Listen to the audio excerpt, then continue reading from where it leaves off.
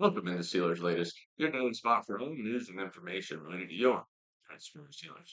I'm your host, Cole Denis, and please like and subscribe to the channel if you enjoy the content to stay up to date with everything Steelers. Let's get rolling. As I wish I could say this was another victory Monday for us, but Steelers disappointed yesterday.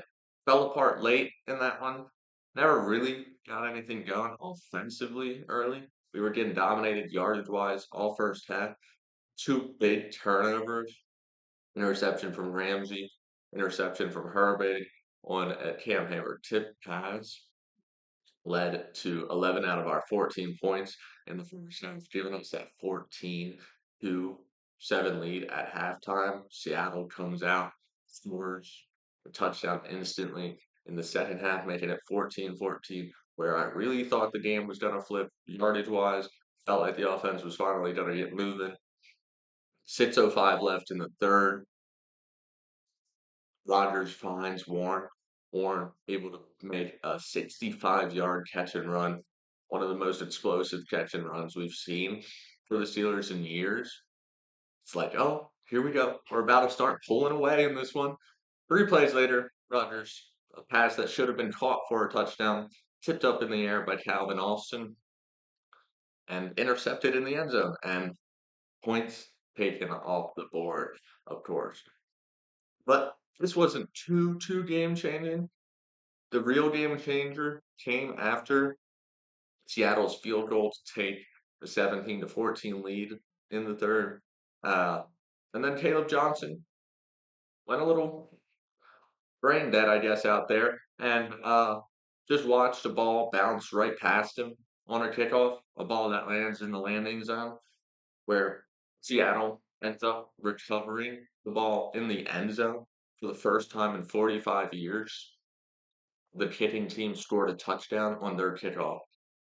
Absolutely ridiculous. I don't know why we've had Johnson back there returning kicks for the first 2 weeks, but I don't think it's ever going to happen again because just one of the most abysmal, dumb plays I've seen in so long watching Johnson basically. And he touched the ball too. I don't understand what his thought process was out there.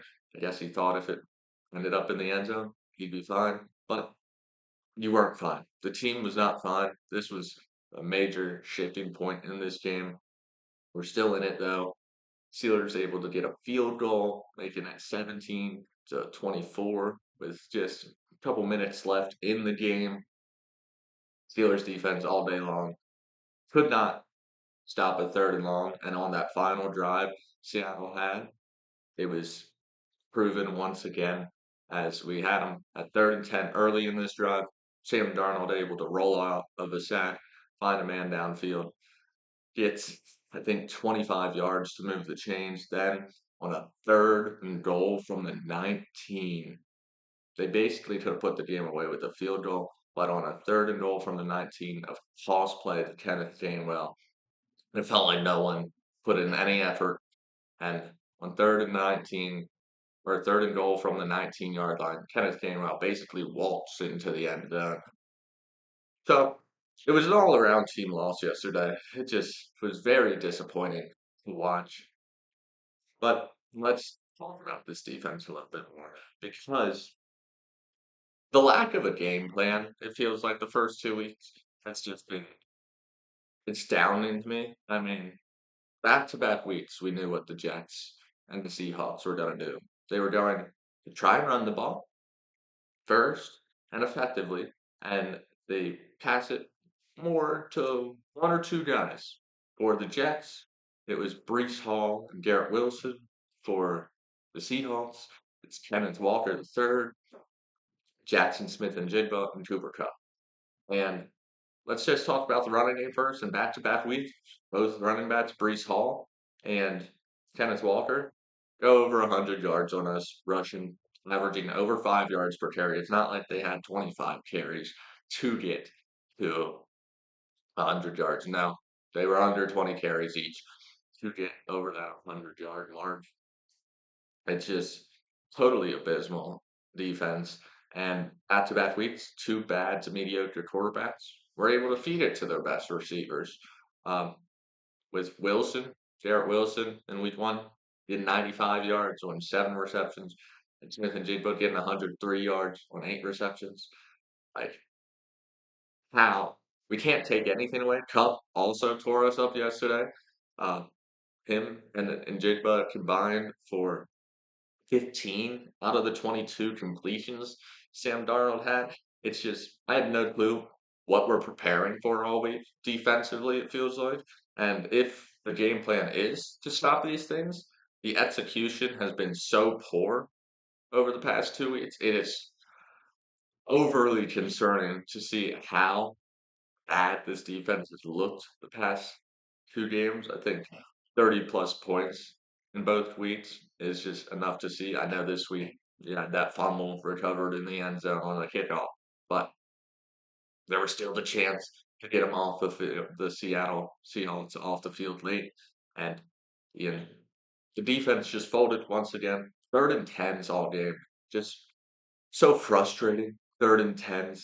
It felt like every scoring drive the Seahawks had or down that they were able to pick up, maybe even multiple on those scoring drives that they were able to pick up.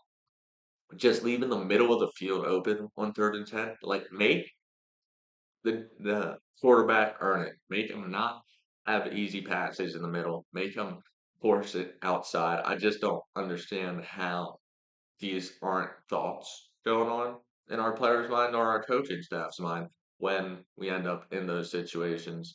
I know it says we're injured a lot. That's what the big storyline yesterday. We had a lot of injuries up front, of course, but all the veteran leaders are there. Watt, Hayward up front, they were there. Queen in the middle, he was there. Ramsey in the secondary. It's just totally unacceptable to have the highest paid defense in the league and still be allowing 30 plus each week. Now, how do we feel about the outlook of the season now after this? I'm definitely a little worried, and I think Steelers Nation definitely should be a little worried with the lack of performance out of this defense because don't think the offense is going to be able to carry this team. The offense hasn't been able to carry this team for years. It was able to carry us against the terrible Jets, but back-to-back weeks, the two teams we've faced have scored 30 plus points. When they have played us, they've been held under 20 points, even held under 15 points. So we turned maybe bottom five offenses a week before or the week after to top 10 offenses when they play us. It just, I don't understand how we can't get a stop out there. Once again, our offense isn't going to be good enough to carry us throughout this whole season. Um, Aaron Rodgers, he's been very impressive on some of his passes, in my opinion.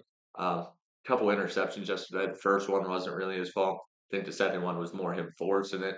But I just don't see him being able to withstand all the hits and be able to motivate this offense enough if this defense is allowing close to 30 points a game, 24 to 30 points. It's going to be hard to get to our win total, especially because the fact these were the first 5 games was probably the easiest stretch of the season for the Steelers. And if we can't figure this out by about week 8, we could be in a lot of trouble with how this back half, and even after week 6, how this schedule really turns on us, and we start facing the best teams in the league every day. It feels like, or every weekend, it will feel like. But let's wrap up this show on a positive note. Some of the positives from the game, 2 players. Let's give them the spotlight. Jalen Warren, as I said, Friday. I thought he'd be due for a big game here. I thought it'd be more on the ground, but it was more a little bit of both for Jalen Warren. Didn't go over 100 in rushing or receiving, but combined went for, I think, 120 plus yards. Jalen Warren on the ground had 14 carries for 48 yards, 4 receptions for 86 yards. And as we said, he had the most explosive play offensively in this one with his 65-yard catch and run. Thought it was going to turn the game around. He really was trying to get things going for this offense, just couldn't after that. And after that fumble, the run game was basically taken out of the game because we were coming back from 10 plus down in the fourth quarter at that point. But Jalen Warren definitely the lone bright spot on this offense, led the team in yards. So he was really the only one on offense moving the sticks for us. Defensively, though, Peyton Wilson had a good bounce back game here, 10 tackles, one tackle for a loss, and one sack. Very impressive game. Use him more blitzing up the middle. Him and Patrick Queen should be blitzing up the middle way, way more throughout the season. I was very impressed with those plays defensively when we were setting pressure via our middle linebackers, basically six-man rushes. Sam Darnold was struggling against that. I don't know why we didn't go to those late. Actually, we did go to those late, but Patrick Queen was able to miss, or Patrick Queen wasn't able to get to Sam Darnold as Sam Darnold rolled out of the pocket in that second to last offensive drive before they were taking knees in the final one for the Seahawks. But Peyton Wilson really had a bounce back performance this week, so we should feel a little more confident about him. Also, a shout out to Nick Herbig between him and Peyton Wilson, but he really stepped up after Alex Highsmith went down. He had two tackles for a loss, and probably the biggest defensive splash play with that interception. That was returned to the goal line basically, and the Steelers were able to punch that in. But there were a couple bright spots in this one, but overall, in general, very disappointing, depressing game from the Steelers, losing to the Seahawks 31-17. It just was a brutal one this Sunday. It's only the second week, though. We still got 15 more games. So hopefully the Steelers can figure things out defensively. The offense hasn't looked like they're the problem so far. But defensively, they gotta lock in. But that has been it from Steelers latest. I've been your host, Cole Denis, and I'll see you tomorrow.